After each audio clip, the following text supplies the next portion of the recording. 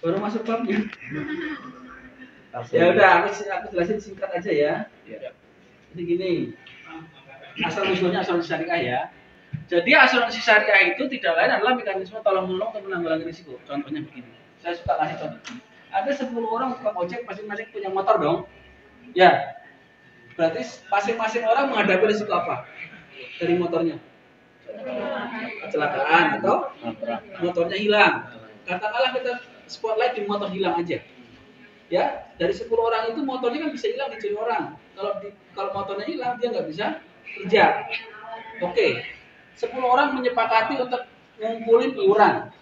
10 orang ini bersepakat kumpulin iuran ya, supaya kalau ada di antara kita nih 10 orang itu motornya dicuri orang, kita bisa ambilin dari duit itu untuk beli motor baru. Itu ya kesepakatannya ya. Ada 10 orang tukang ojek bersepakat kalau salah satu di antara kita motornya hilang, kita ambilin dari duit yang kita kumpulin untuk beli motor baru supaya dia bisa kerja. Itu sudah asuransi syariah seperti itu. Gitu ya. Artinya apa? Kan mereka mengumpulkan duit itu tujuannya apa? Itu mekanisme tolong menolong kan? Atau setidaknya mengantisipasi apabila ada salah satu terkena musibah, ada dana yang fresh yang bisa kita perbantukan kepada yang kena musibah gitu loh. Ya. Contohnya itu tadi. Nah, problemnya adalah kalau 10 orang duit yang ngumpul berapa? Tukang ojek, let's say, tukang ojek mampunya iurannya berapa? 500.000 katakanlah ya. 500.000 kali 10 baru 5 juta. Sementara satu motor harganya berapa? 18 sampai 30-an sekarang kan ya. Berarti nggak cukup dong. Nggak cukup. Maka kuncinya apa?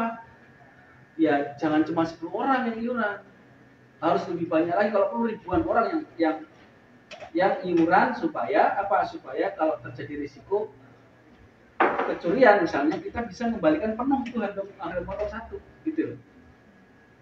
Nah masalahnya adalah ini orang-orang kerja kan, nggak sempet dong nyari-nyari orang, ayo kita ikut iuran kan.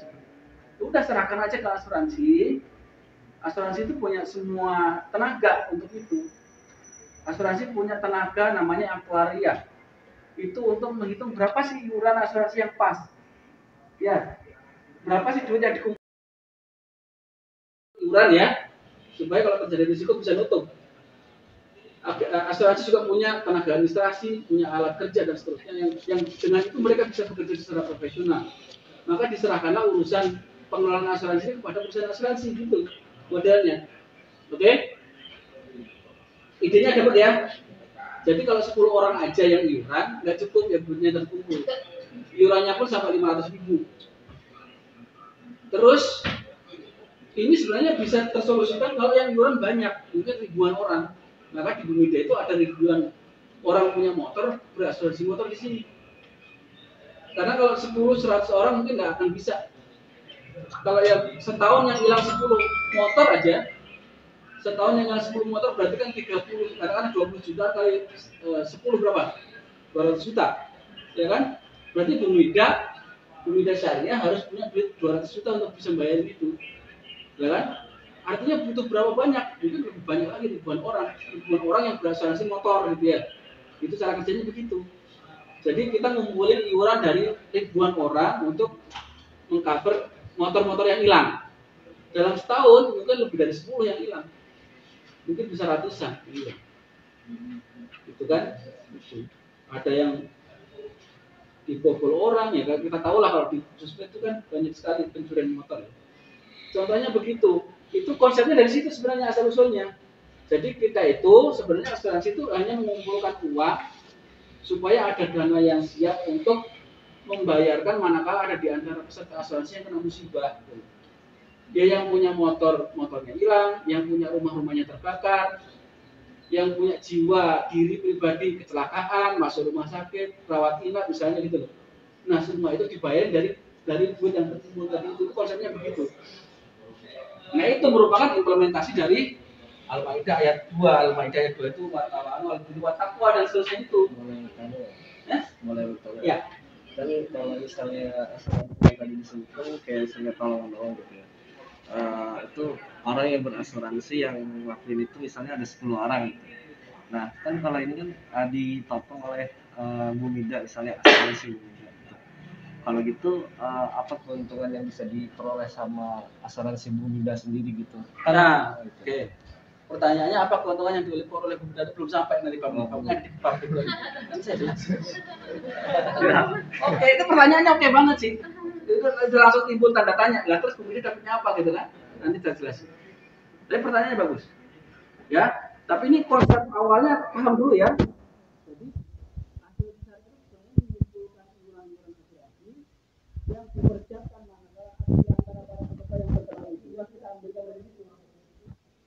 Itu implementasi dari Al-Maidah ayat 2 ya. Ya, nah. Dibagi-bagi kepada 10 atau 1000 atau 2000 orang. Sehingga kan semuanya menjadi ringan dengan berat juga. Namanya ringan, risikonya dibagi-bagi. Beda konsepnya dengan yang konvensional. Kalau di konvensional namanya risikonya ditransfer, itu dipindahkan. Tapi ada yang tidak risiko baru. Di konvensional itu katanya begini, saya bayarkan premi 1 juta. Apabila motor saya hilang, tolong diganti ya, kan gitu ya. Itu di konvensional. Premi 1 juta saya bayarin ke Bumida, konvensional. Kalau yang asuransi syariah nggak begitu cara kerjanya. Kalau yang asuransi syariah, si peserta itu bilang berakad begini, saya iuran 1 juta, ya, 1 juta itu boleh digunakan untuk membayarkan manfaat asuransi kepada peserta lain yang terkena musibah. Akadnya begitu, ya. Jadi dia nggak egosentris banget, nggak cuma buat dirinya, tapi sebenarnya asuransi syariah itu akad itu mencerminkan bahwa dia menghibahkan 1 juta itu nanti boleh diambil untuk membayarkan manfaat asuransi bagi siapapun peserta yang terkena musibah. Modelnya begitu. Beda dengan yang konven ya. Kalau kemudian ini saya bayarin 1 juta, tapi nanti kalau motor saya hilang kalau dibayarin. Kalau di asuransi syariah ini 1 juta sebagai hibah, ya kan? Sebagai hibah untuk memberikan pertolongan pada peserta asuransi yang terkena musibah. Lalu bagaimana kalau dia yang terkena musibah? Ya dia ditolongin peserta lain yang juga berakad yang sama. Kan ada 2.000, 5.000, 36.000 misalnya ya. Akadnya sama semua begitu. Ini saya hibahkan 1 juta, atau saya hibahkan 5 juta, atau saya hibahkan 20 juta. Manakala ada peserta yang terkena musibah, silahkan diambil untuk menolongin mereka. Itu diakadkan. Jadi akad itu akad antar peserta asuransi, nanti saya ceritain akadnya ya. Jadi prinsipnya begitu, risiko itu di-sharing, bukan ditransfer. Kalau di konven, risiko itu ditransfer dari peserta, dari tertanggung kepada penanggung. Makanya disebut tertanggung penanggung. Kalau di asuransi syariah, risiko itu di-share, ya. Risiko seseorang hilang motornya dibagi-bagi kepada banyak orang, ya kan? Risiko motor saya hilang, katakanlah harganya 20 juta, kita bagi-bagi nih kepada banyak peserta itu. Maka manakala benar-benar hilang, ya udah ready, duitnya udah ada, gitu loh, gitu ya. Itu konsepnya. Lah, kemudian bisa lupa dulu ke akad ya. Ini akad ya. Di akad asuransi syariah itu ada 3. Yang pertama namanya akad tabarruk. Ini sekaligus menjawab pertanyaan dia nanti. Yang kedua akad wakalah bil ujur, yang ketiga akad mudorobat. Akad tabarruk dulu ya. Akad tabarruk itu akad antar peserta asuransi yang tadi saya ceritain. Saya berhibah 1 juta. Apabila ada di antara para peserta asuransi yang terkena musibah, silahkan duit saya diambil untuk bayarin mereka. Gitu ya. Itu namanya akad tabarruk. Akad tabarruk dalam asuransi syariah itu bukan akad tijarah atau bukan akad bisnis. Ya, dia akad non bisnis, akad sosial sebenarnya. Dia jenisnya sebenarnya akad tabarruk itu bukan akad tabarruk, itu hanya penamaan saja, tapi sebenarnya asal akadnya adalah hibah. Jadi dia menghibahkan secara tunai sejumlah uang gitu ya. Yang itu hanya boleh digunakan untuk bayar klaim bagi yang terkena musibah. Oke. Satu itu. Yang kedua akad namanya akad wakalah bil ujur. Jadi akadnya barengan nih. Ya. Akad tabarruk, terus ada akad wakalah bil ujur. Akad tabarruk itu antar peserta asuransi. Misalnya 10 orang tadi itu bersepakat. Ya kan? Nah, kesepakatan antar 10 orang itu disebut sebagai akad tabarruk atau akad hibah. Ya, lalu ada akad yang kedua namanya akad wakalah bil ujur. Nah, ini yang tadi menjawab pertanyaan dia tadi. Pertanyaannya bagus. akad wakalah bil ujroh itu sifatnya akad tijaroh atau akad bisnis atau akad bisnis ya. Antara siapa? Antara peserta asuransi dengan perusahaan asuransi. Untuk apa? Untuk mewakilkan, nanti saya bilang nih, kalau 10 orang yang iuran cuma terkumpul 5 juta. Nggak cukup kalau untuk bayar untuk mengganti satu motor yang hilang, karena satu motor harganya let's say 15 atau 18 sampai 30 juta. Ya kan? Maka harus ada banyak orang. Nah, untuk mendatangkan banyak orang itu kita membutuhkan perusahaan asuransi syariah untuk kemudian supaya bisa terkumpul banyak peserta asuransi gitu yang iuran. Nah, karena kita mempekerjakan perusahaan asuransi, maka perusahaan asuransi itu diberikan imbalan. Berdasarkan apa? Berdasarkan akad wakalah bil ujroh. Tahu bahasanya ya? Iya. Udah kebentuk nih. Iya. Nah, dari mana penghasilan pendapatan perusahaan asuransi? Dari imbalan tadi itu. Jadi dalam misalnya kita iuran 2 juta, sebenarnya 2 juta itu tidak seluruhnya merupakan iuran tabarut yang sebelah kiri. Tidak semua jadi hibah gitu Pak? Tidak semuanya jadi Tidak hibah? semuanya sebagai hibah. Tapi biasanya ada 40% di antara 22 juta let's say, itu adalah imbalan kepada perusahaan asuransi. Karena jasanya dia mengelola risiko asuransi, mengumpulkan banyak orang, bayarin klaim, ya kan itu butuh diadministrasikan tuh. Membayar klaim itu butuh diadministrasikan, butuh diinvestigasi, butuh dicek. Yang itu semua mungkin tidak semua orang ngerti gitu. Ya kan? Gimana cara ngurusin motor hilang? Investigasi ini benar nggak motornya hilang? Kan harus diinvestigasi tuh. Ya kalau hilang, kalau dimpetin, contohnya begitu ya. Maka butuh jasa perusahaan asuransi untuk mengelola semua itu. Nah, atas jasa itulah kemudian diberikan imbalan, namanya ujroh. Ujroh itu imbalan, bahasa Arab. Oke. Nah, satu lagi ada akad namanya akad tabarut. Kan tadi kita ngumpulin dana tabarut ya, dana iuran tadi loh, yang hibah. Itu bisa miliaran jumlahnya. 1 tahun itu bisa miliaran jumlahnya. Bisa puluhan miliar bahkan gitu. Kalau di bumi aja bisa puluhan miliar dana tabarut. Kalau cuman nyampe ke rekening kita udah selesai di situ kan sayang orang dana miliaran gitu. Maka diinvestasikan dana itu supaya apa? Supaya menghasilkan, supaya bisa bermanfaat lebih besar lagi gitu. Dana itu kan nggak setiap hari harus keluar buat bayar klaim kan dana itu. Miliaran jumlahnya puluhan miliar gitu di bumi itu.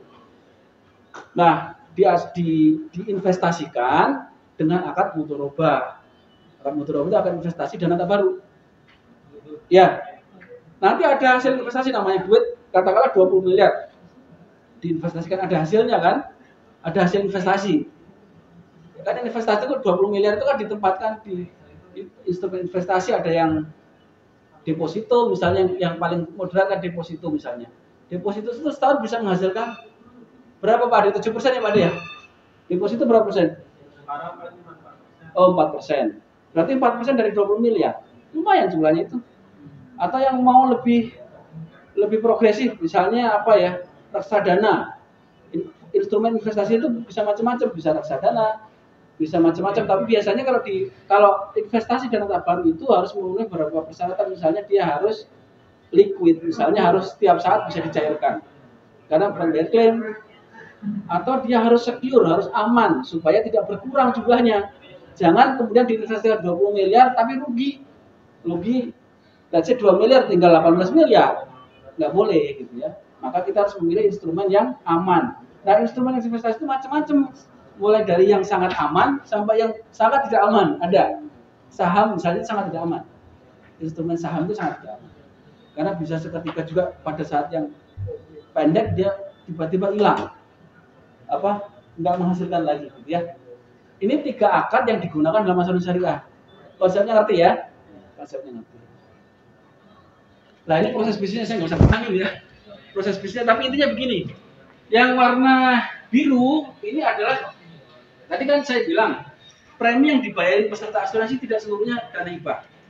Yang dana hibah let's say 50 sampai 60%, tergantung produknya kalau di Buida ya. Misalnya asuransi kendaraan bermotor itu persentase. Jadi kalau di perusahaan asuransi syariah itu kayak begini contohnya ya. Di formulirnya ada namanya akad asuransi. Di sini dijelaskan akad yang dipakai apa. Nanti ada besaran iuran tabaruknya berapa, mana ya? Oh, ini nomor 4. Jadi dari 100% premi itu tabaruknya berapa persen, ujrah untuk perusahaan ini berapa persen harus diperjanjikan di awal. Maka muncul di sini ada kalau di korban nggak ada begini. Adanya di syariah ini namanya akad asuransi syariah kayak begini bunyinya. Gitu.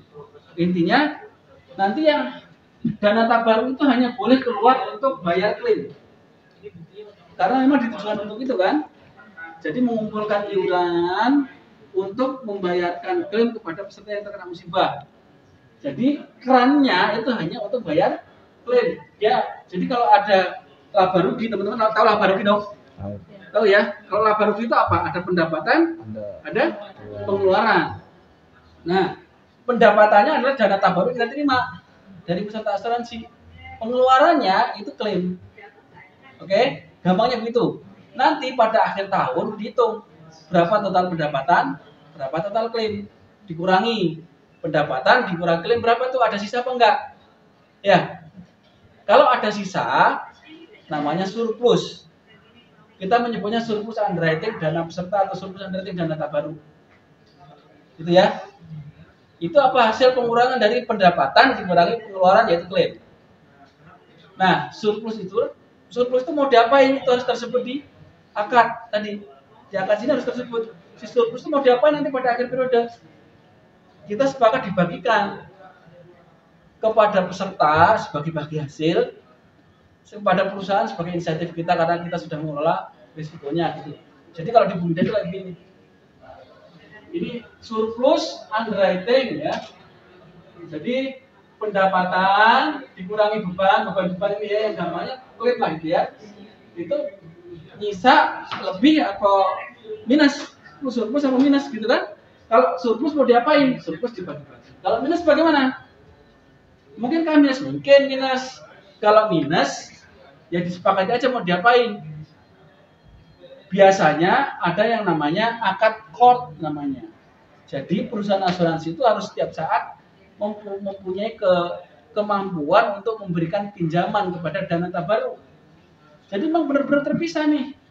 Yang warna kuning sama warna biru. Laporannya masing-masing laporan keuangannya. Ya. Jadi kalau teman-teman baca laporan keuangan Bumida Syariah, itu ada laporan keuangan dana tabaruk, ada laporan keuangan dana perusahaan. Masing-masing. Dan harus akuntabel seperti itu. Kalau minus, ya kita pinjemin dari uangnya Bumida, tapi nanti harus dibalikin, gitu ya. Itu contohnya seperti ini. Ini proses bisnisnya kurang lebih seperti itu gampangnya. Oke. Ini highlight produk aja sebenarnya. Tadi sama yang kita kasih. Lain-lainnya mungkin yang terkait ini ya. Karena kita itu asuransi syariah, maka harus comply, harus taat kepada prinsip syariah. Jadi kita nggak boleh tuh nutup misalnya bangunannya untuk pornografi, porno aksi, atau nggak boleh nutup bar yang di situ ada minuman kerasnya, kita nggak boleh. Nggak boleh nutup tempat yang di situ ada minuman keras, nggak bisa. Gitu. Jadi pasti banyak banyak restriction-nya. Namanya kita juga sudah menyandang nama syariah itu, berarti kita harus comply dari proses bisnisnya sampai dengan risiko-risiko yang kita ambil, gitu ya. Itu sekaligus menjawab tadi pertanyaan dia, dan mengenai akad sudah jelasin semua. Ya, ini salah satunya juga ini perusahaan asuransi syariah atau hotel syariah, rumah sakit syariah, apalagi yang berbagai syariah banyak ya. Itu harus punya dewan pengawas. Nah, kita ada dewan pengawas syariahnya ya. Yai Surahman Hidayat, dulunya ada 3, terus 1 mengundurkan diri, tinggal 2, terus terakhir yang 1 Kiai almarhum Kiai Azami Sampai Jazuli. Ini teman-teman kalau beberapa kali nonton TV pasti tahu beliau, tapi sudah meninggal beliau almarhum. Tinggal Kiai Surahman Hidayat sekarang. Oke, ini landasan hukumnya. Ini saya kasih deh biar kalian bisa buka ya, POJK 623 itu tentang produk, POJK 67 tentang dan seterusnya macam-macam. Jadi kita itu asuransi itu fully regulated ya, industri yang industri yang pengawasannya sangat ketat oleh regulator, gitu ya. Itu, oke. Jadi apalagi yang harus saya jelasin? Kalau untuk iurannya berapa Pak? Untuk iurannya, jadi begini teman-teman. Kalau untuk iuran, kalau ditanya iuran, saya kebetulan mau urusan saya itu berapa iurannya, maka saya akan balik nanya asuransi apa dulu, karena masing-masing berbeda. Tentu penetapan iuran itu murni berdasarkan statistik risiko. Misalnya begini contohnya, ketika kita bicara asuransi harta benda tadi ya, nanti akan ada tarif atau rate yang sudah ditetapkan. Biasanya bentuknya per 1000, misalnya 0,9 per 1000 gitu ya. Atau kalau misalnya bangunan rumah tinggal itu rate-nya 0,0294%. 0,0294 per mil per 1000. Per mil itu per 1000. Berarti kalau harga rumahnya 100 juta, kaliin aja 0,0294%. Itulah iurannya. Tapi kalau kita bicara asuransi mobil, rate-nya persen per 100. Misalnya saya punya mobil Avanza tahun 2020, misalnya saya asuransikan harganya 250 juta, let's say. Maka itu juga ada tarifnya, diatur di SOJK 06, Surat Edaran Jasa OJK nomor 6 tahun 2017. Katakanlah rate-nya 2% misalnya. Itu sebenarnya angka 2% atau 0,0294%, tapi mencerminkan statistik risiko. Kenapa? Karena kalau asuransi mobil memang banyak mobil tabrakan. Betul. Jadi kalau dia rate-nya 2%, berarti ada 2 mobil dari 100 mobil mengalami kecelakaan. Kan gitu ya. Nanti ada juga mobil yang harganya lebih rendah. Katakanlah mobil apa yang harganya di bawah 150 juta. Rate-nya lebih besar. Dan secara statistik mobil-mobil yang di bawah 150 itu banyak mengalami kecelakaan. Lebih banyak. Katakanlah rate-nya jadi 3%. Berarti ada 3 mobil jenis itu yang mengalami kecelakaan dari 100 mobil. Beda dengan tadi rumah tinggal, risiko tarif risiko kebakarannya hanya 0,0294. Berarti setiap 1000 rumah itu nggak sampai 1 yang terbakar potensinya. Itu gampangnya begitu. Nanti kalau kita bicara asuransi kecelakaan diri akan beda lagi rate-nya.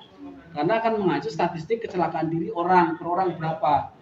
Kalau kita bicara asuransi kapal, katakanlah dari risiko tenggelam, ya kita akan berdasarkan statistik kapal tenggelam. Dari 100 kapal ada berapa yang tenggelam gitu. Jadi gitu. Kalau pertanyaannya berapa iurannya, tentu harus ditanya dulu mau asuransi apa nih. Kalau asuransi kapal, rate-nya antara 0,8 sampai 1% misalnya. Let's say begitu. Kalau untuk mahasiswa gitu Ustaz, Pak, asuransi apa kira-kira yang cocok gitu? Ini contohnya tadi juga asuransi mahasiswaku. Oh. Iurannya murah dari 15.000 sampai 100.000, tinggal pilih yang mana paketnya. Itu per bulan atau per hari? Per tahun. Oh, per tahun. Biasanya itu bedanya. Salah satu beda antara per asuransi tahun, jiwa Pak? dengan asuransi umum. Kalau asuransi umum biasanya per tahun. Polisnya 1 tahun. Kalau asuransi jiwa dia biasanya jangka panjang, tapi iurannya mungkin bisa 6 bulan sekali, bisa 3 bulan sekali, atau bisa bulanan, tergantung produknya. Tapi itu lebih kepada apa? Ketika kita kecelakaan atau gimana gitu ya? Kepada Proteksi gitu. Kalau di sini Bumida ini belum yang ke selain proteksi tadi apa? Investasi. Nah, investasi gitu belum ya? Biasanya memang tidak di asuransi umum yang begitu, adanya di asuransi jiwa. Walaupun sekarang ada ketentuan OJK yang sudah membolehkan asuransi umum juga jualan yang mengandung unsur investasi. Nama produknya PAID. Produk asuransi yang dikaitkan dengan investasi. Gitu. Misalnya kalau tahun ini nggak bayar itu gimana Pak? Ada sanksinya atau gimana? Ya prinsipnya kalau asuransi itu no payment, no coverage. Oh, kalau udah nggak bayar ya udah nggak di ini. Iya. bedanya dari asuransi itu sama asuransi yang konvensional apa? Bedanya asuransi yang syariah dan konvensional. Ya, dari segi pembayaran iurannya gitu. Kalau dari segi pembayaran iurannya tidak ada bedanya, tapi pengelolaannya jadi beda. Tadi kan saya bilang asuransi syariah itu mengumpulkan uang yang akadnya hibah. Di konven nggak ada akad hibah itu. Di syariah adanya di sini tadi yang saya lihat perlihatannya ada akad di sini. Nanti di polisnya juga ada akadnya. Tak kasih lihat ya.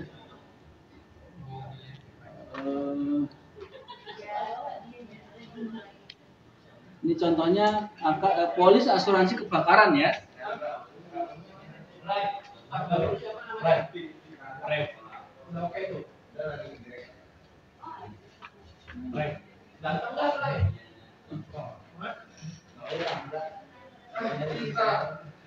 Ini ada akadnya tuh. Bab 2 ya, ada akad asuransi syariah. Jadi ada akadnya. Beda dengan konvensional nggak ada akad asuransi konvensional nggak ada, adanya di syariah. Karena memang syariah harus dilandasi dengan akad-akad yang secara syar'i memang sesuai dengan fatwa Dewan Syariah Nasional. Gitu. Ya. Itu salah satu bedanya. Pak, ini kan kalau di sini iuran KBLI 30%, iuran ujung 50%. Lalu kalau bagian investasinya itu tidak ada prinsip bagi hasil dengan Ada di sini ada pasal berapa ya? Ini putar 5. Itu akan mudharabahnya itu, akad investasinya. Jadi duit yang dikumpulkan itu diinvestasikan, nanti hasilnya dibagi kayak begitu. kolektif berarti. Kalau ini Pak, yang suara unggul pandai ini maksudnya gimana Pak? Nah itu pilihan paketnya. Kita namanya produk kita itu ada paket-paketnya sesuai dengan budget yang ada di sekolah. Ini kumpulan yang nggak bisa sendiri-sendiri. Nanti misalnya kalian nih satu kampus, satu fakultas yuk ikut asuransi. Preminya berapa? Mampunya berapa nih? Mampunya 15.000. Ya udah kita ambil yang 15.000 paketnya. Nanti masing-masing iuran 15.000, kumpulin di kampusnya, bayarin ke Bumida. Polisi pun polisi kumpulan dia per sekolah atau per kampus. Enggak sendiri-sendiri. Untuk 1 tahun terus gitu. Ya kalau asuransi siswa mahasiswa itu biasanya melalui lembaga. Nanti kalau di kalian mungkin ya ke mahasiswa kalian. Ke mahasiswa ajukan, nanti ke mahasiswa terus kita urus berarti. Buya, ada contoh klaim mahasiswa aku nggak? Atau siswa aku boleh?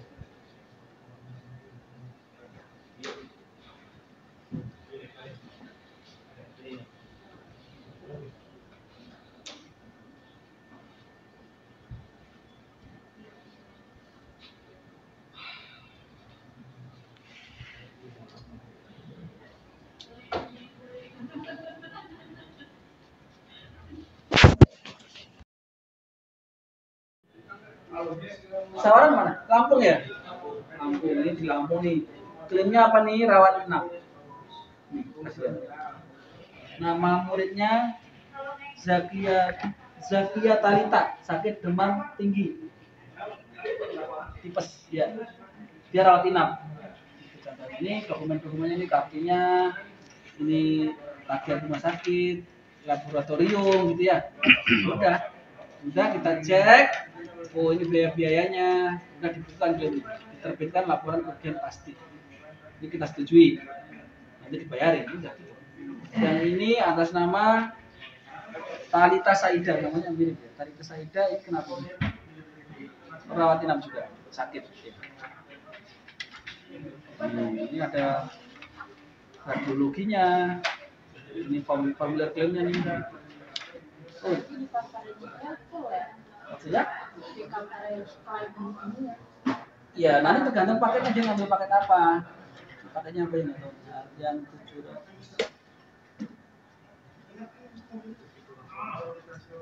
125 itu kalau ini paket juara, dia paket yang terendah.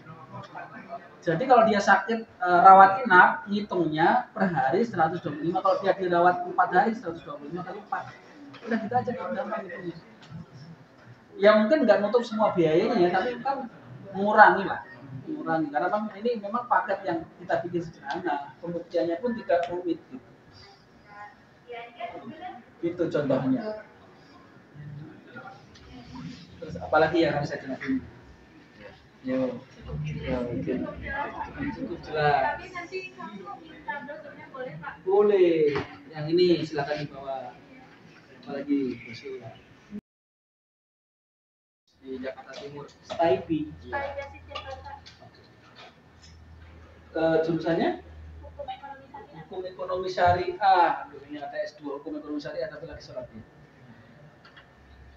Ada karyawan kita yang lagi kuliah Hukum Ekonomi Syariah, tapi lagi kuliah. Kita lagi sholat.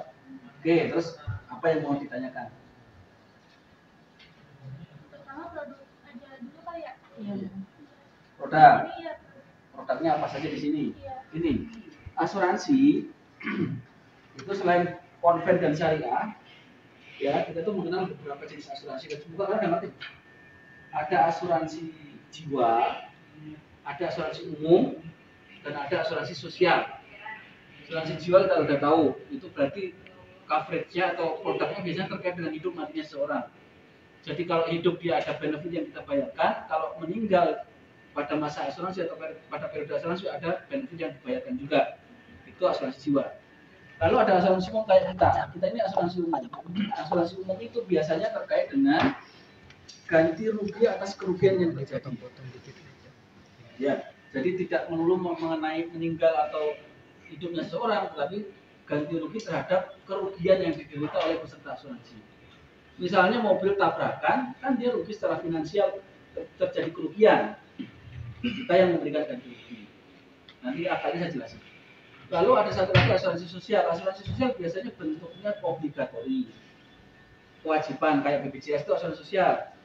BPJS ketenagakerjaan, BPJS kesehatan itu kan wajib ya. Biasanya wajib dan yang mengelola pemerintah biasanya melalui BUMN. Makanya BPJS kan dikelola oleh badan pengelola jaminan sosial ya.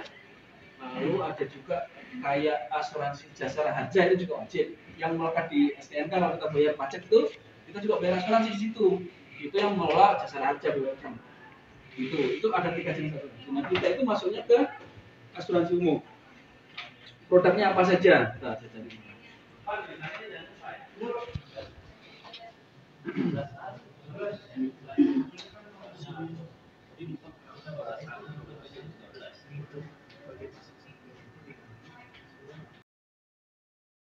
Di Bumida itu punya asuransi kendaraan bermotor roda 4, berarti mobil.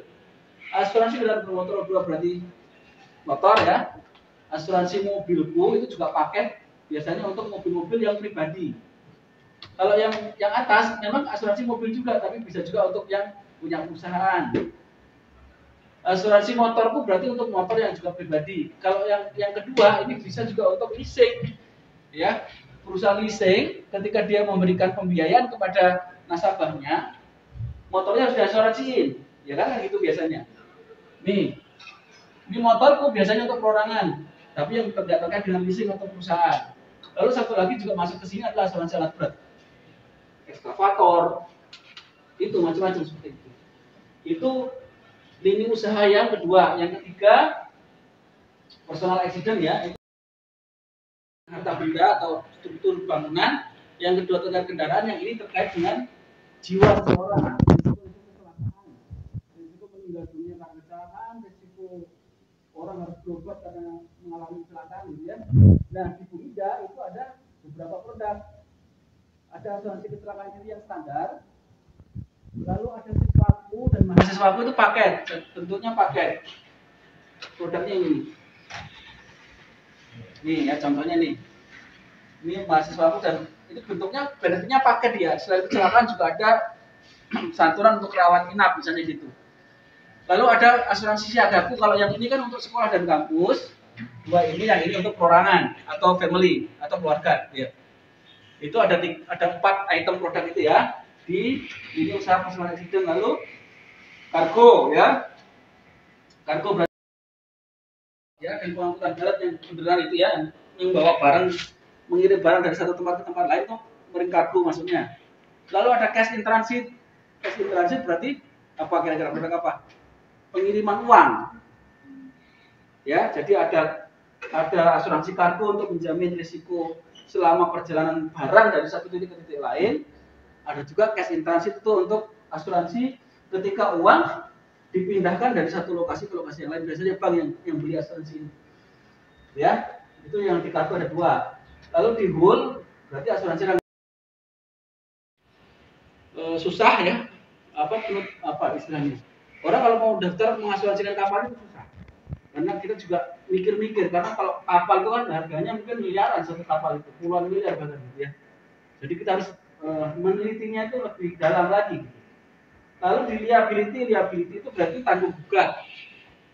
Nah, konsepnya tanggung gugat itu, kalau kita ini misalnya orang melakukan kesalahan tertentu yang menyebabkan kerugian pada orang lain, maka orang lain bisa menuntut kita kan gitu ya. Termasuk juga kalau kaitannya dengan profesi, misalnya aku dokter. Terus ketika menjalankan profesi sebagai dokter aku lalai. Misalnya mau mengoperasi orang, seharusnya kaki kiri yang dioperasi, terus nggak sengaja dioperasi kaki kanan. Itu sudah terjadi. Dokter, seharusnya yang dioperasi si pasien itu kakinya kiri. Nanya ke suster, sus ini benar kaki kiri yang sakit, bukan kaki kanan? Iya dok, benar kaki kiri. Karena susternya bilang kaki kanan, yang dioperasi kaki kanan, nggak ada apa-apa di situ karena dan itu belum terjadi. Itu misalnya, kan berarti pasien mengalami kerugian, ya kan? Harus dipulihkan lagi gitu loh. Jadi si dokter bisa dituntut karena kesalahan itu. Itu tanggung gugat namanya. Nah kalau di Bumida, nih ada beberapa ya yang lebih komprehensif lagi, namanya comprehensive general liability. Ada juga tanggung gugat profesi dokter tadi yang saya cerita ini, tanggung gugat profesi dokter dan tanggung gugat profesi bidan. Ya, yang 2 itu tanggung gugat profesi, jadi sehubungan dengan pelaksanaan profesi seseorang, gitu ya. Yang kita punya hanya dokter dan bidan. Kalau di konvensional kan kita ada yang konvensional juga, mereka ada juga tanggung gugat untuk notaris. Notaris mungkin juga melakukan kesalahan yang menyebabkan kerugian pada kliennya, gitu ya. Lalu satu lagi engineering itu rekayasa. Apa itu? Contohnya ya, nih asuransi konstruksi yang nomor 1 itu.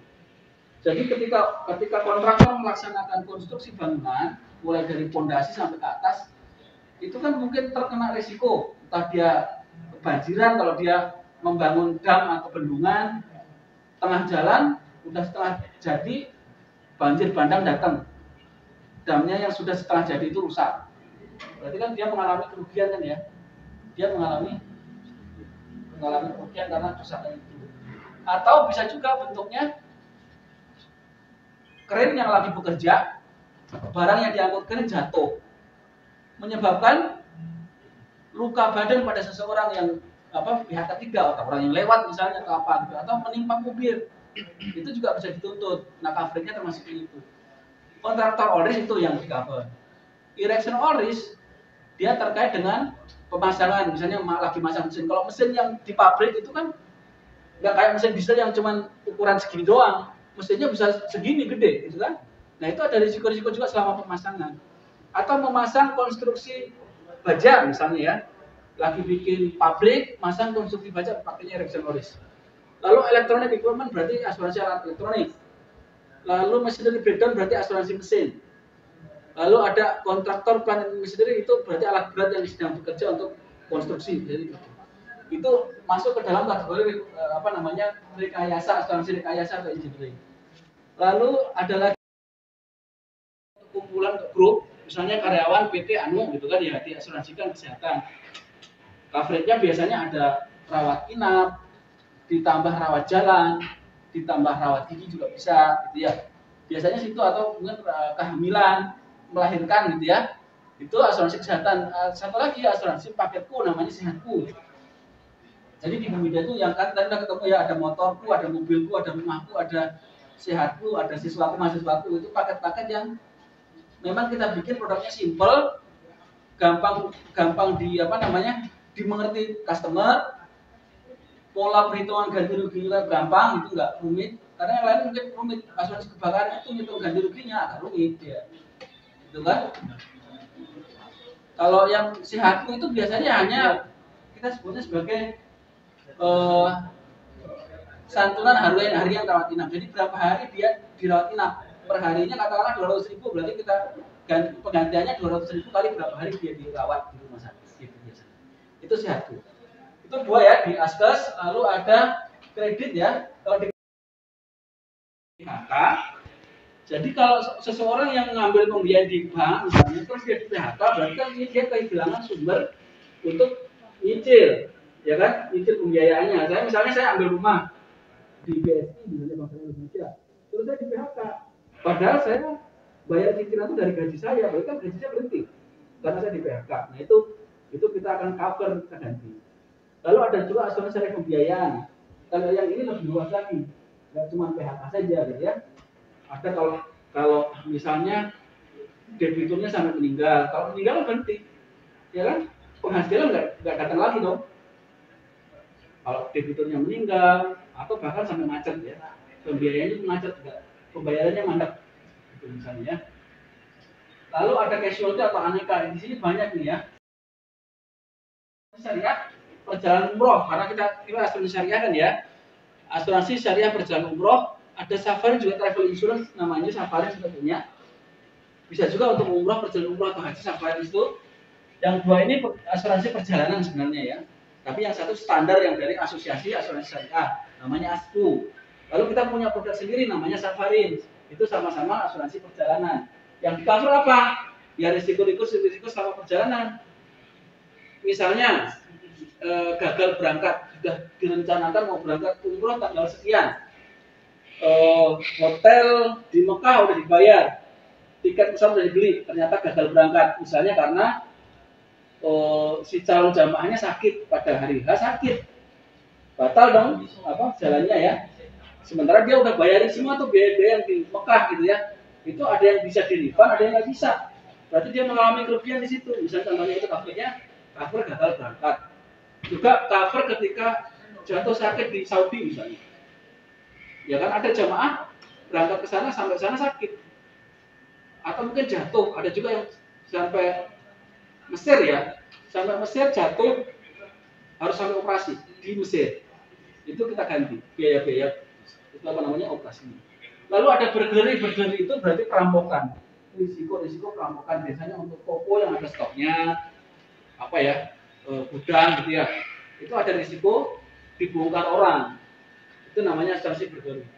Lalu ada movable oris itu berarti barang-barang mesin-mesin yang dia bergerak kemana-mana, itu ada asuransinya namanya movable oris. Misalnya misalnya alat survei, alat survei geologi itu ya kan namanya alat survei kan dibawa kemana-mana gitu loh ya.